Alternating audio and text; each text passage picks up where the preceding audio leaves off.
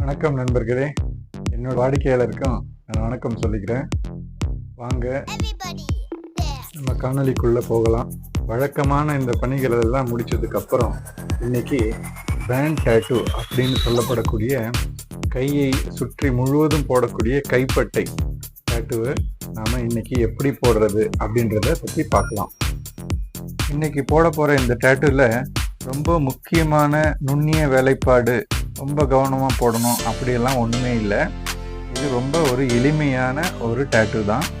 இந்த எளிமையான டேட்டூவாக இருந்தாலும் இதில் நம்ம போட போகிறது ஒரு நேரான வளைவு இல்லாத ஒரு கோடு மாதிரியான டேட்டூ.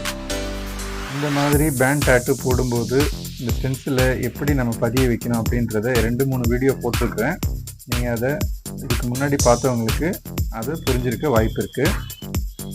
இந்த நண்பர் கேட்ட ஒரு சில சந்தேகங்களுக்கெல்லாம் இலவசமாக ஆலோசனையும் கொடுத்து விளக்கம் அளித்ததுக்கப்புறம் நாம் இந்த வேலையை தொடங்கலாம். வாங்க.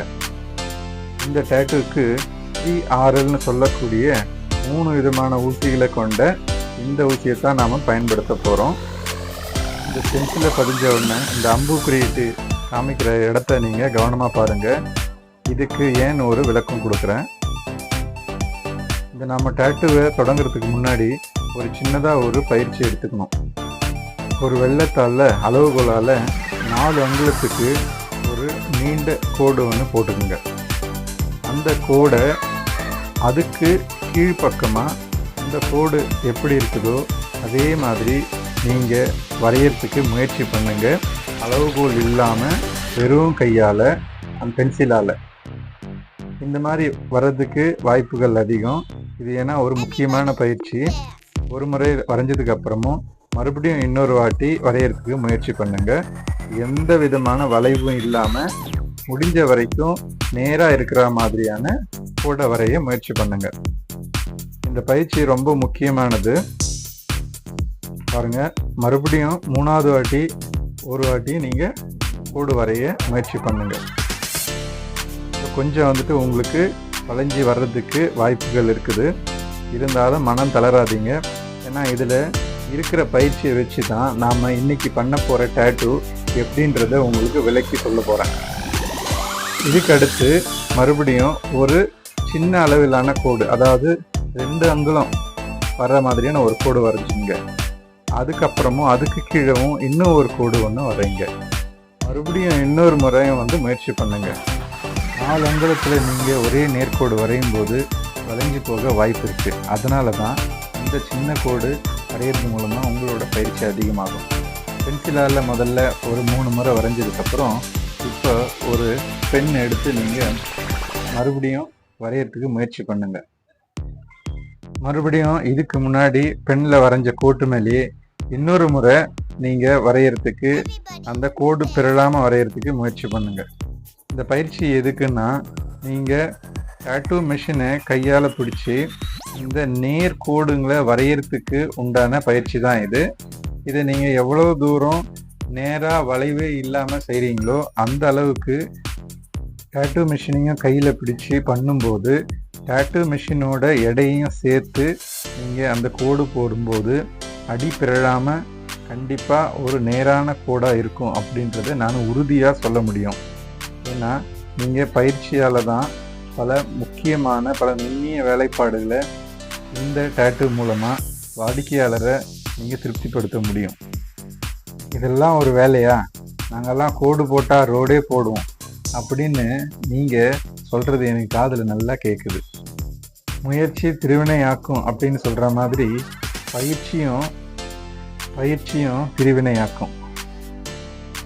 இந்த அடிப்படையான பயிற்சி தான் உங்களோட கையோட ஸ்திரத்தன்மையை உறுதிப்படுத்தும். வாங்க நாம் இப்போ காணொளிக்குள்ளே போகலாம். இந்த காணொளியை முழுசாக கடைசி வரைக்கும் பாருங்கள்.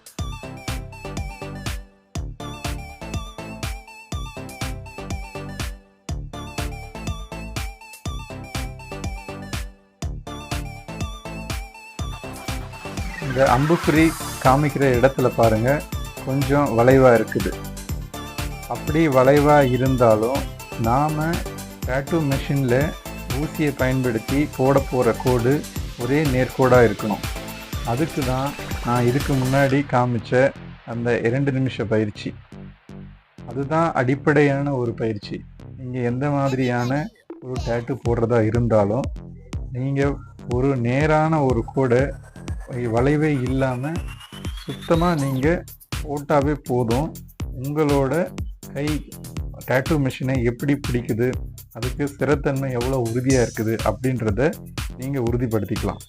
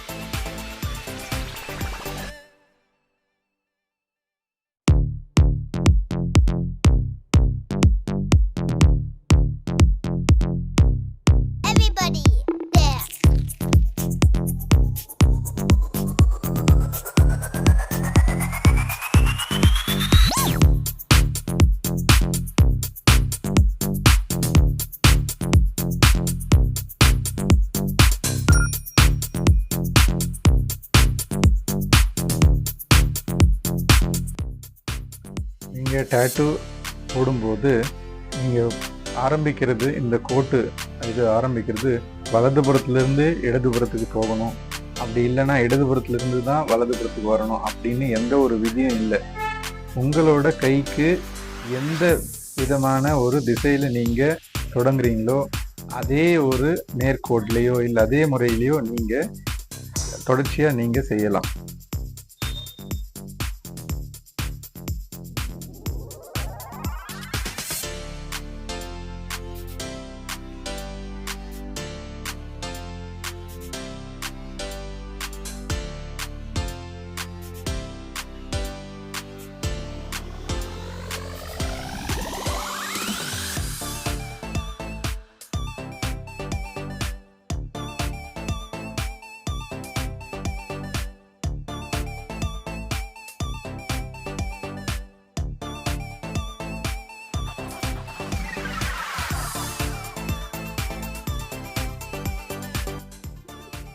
இந்த டேட்டூ போட்டு முடிக்கிறதுக்கு 90 நிமிஷத்துலேருந்து 100 நிமிஷம் வரைக்கும் ஆகும். அது வரைக்கும் இடையிடையே கொஞ்சம் வலியால் துடிச்சிக்கிட்டு தான் இருந்தார் நம்ம நண்பர். வலி இல்லாமல் வாழ்க்கை இல்லை நண்பரே, வாங்க இதை முடிச்சிடலாம்.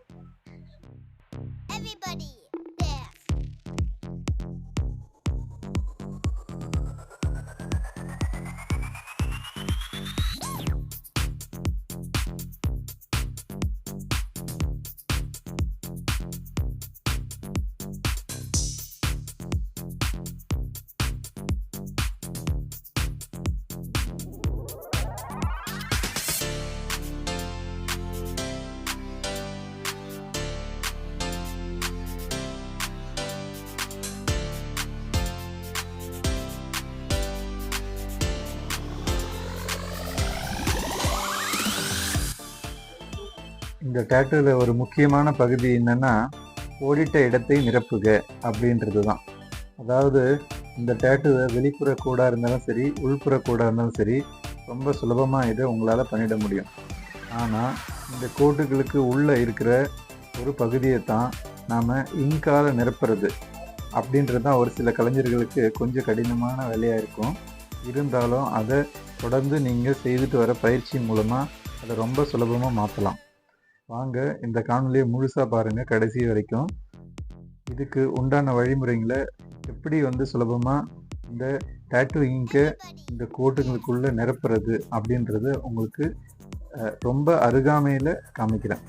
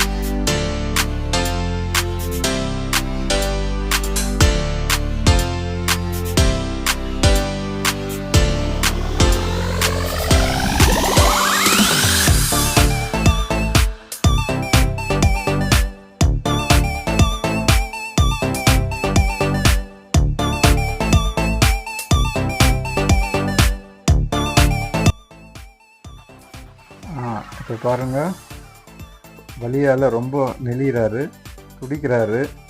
என்னால் சரியாக நேரான ஒரு கோடை போடவே முடியல.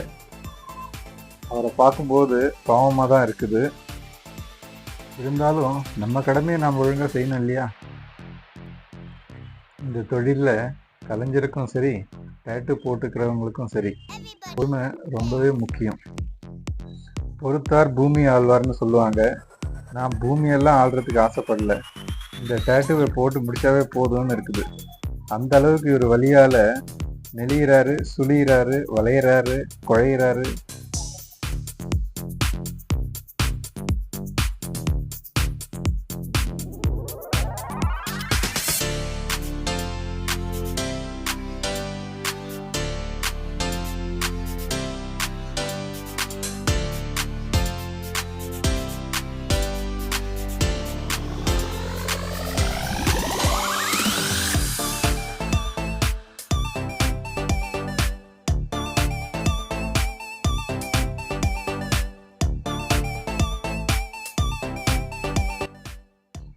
அப்பா, ஒரு வழியாக கோடு போட்டாச்சு.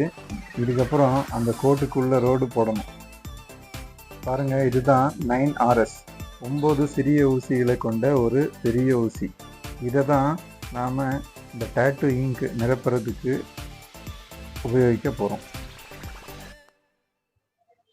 இந்த 9RS என்ற ஊசியால் ஒரு சிறு சிறு வட்டம் மூலமாக கிறுக்கணும். இந்த மாதிரியான சிறு சிறு வட்டங்கள் மூலமாக கிறுக்கும்போது எல்லா இடமும் நிரப்புறதுக்கு வாய்ப்புகள் அதிகம், எந்த இடமும் விட்டு போகிறதுக்கு வாய்ப்புகள் குறைவு. பாருங்க, எவ்வளவு நான் ரொம்ப அருகருகே, ரொம்ப கிட்ட கிட்ட நீங்கள் சின்ன சின்ன வட்டம் போட முயற்சி பண்ணுங்க. அப்படி பண்ணும்போது உங்களுக்கு எந்த ஒரு இடைவெளியும் இல்லாமல் அந்த டேட்டு இங்க் தோல் மேலே சரியாக போய் உட்காரும்.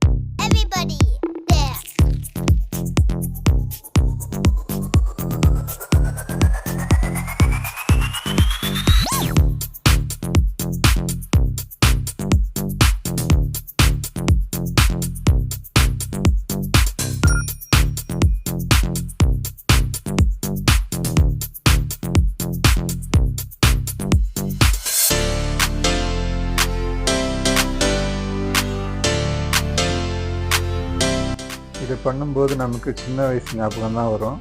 எல்லாரும் ஒரு காலில் இல்லை பலகையில் கிறுக்கிறது. இந்த கிறுக்கல் தான் இப்போ நீங்கள் முழுசாக பண்ண போகிறீங்க, அவரோட கை முழுசு வரைக்கும். இப்போ நம்ம ஓரளவுக்கு எல்லாத்தையுமே முடிச்சிட்டோம். இது ஒரு அரையிறுதி சுற்று அப்படின்னு தான் சொல்லணும். நீங்கள் கிருமி நாசினியால் லேசாக கழுவிட்டு எந்தெந்த இடத்துல இடைவெளி இருக்குதா அப்படின்னு சொல்லிட்டு ஒரு முறை பார்த்துக்குங்க.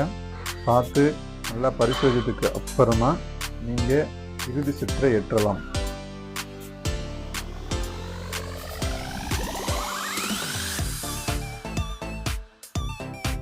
அப்பாடா, ஒரு வழியாக முடிஞ்சது. அவருக்கும் இந்த நீண்டமா வலியிலிருந்து ஒரு விடுதலை. அவர் முகத்தில் பார்க்கும்போதே ஒரு சந்தோஷம் தெரியுது. எப்படா என் கையை விடுவீங்க அப்படின்னு சொல்கிற மாதிரி இருக்குது.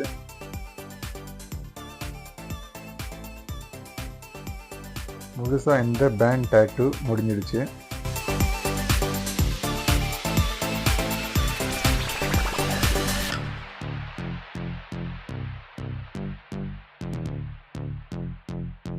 நம்ம இந்த டேட்டூ எடிட்டிங் சேனலுக்கு சப்ஸ்கிரைப் பண்ணாதவங்க சப்ஸ்கிரைப் பண்ணுங்கள். இந்த காணொலியை பற்றின உங்களோட கருத்துக்களை என்னோட கமெண்ட் செக்ஷனுக்கு அனுப்புங்க. இந்த காணொலியை முழுசாக பார்த்ததற்கு நன்றி. வணக்கம். மறுபடியும் இன்னொரு காணொலியில் சந்திக்கலாம்.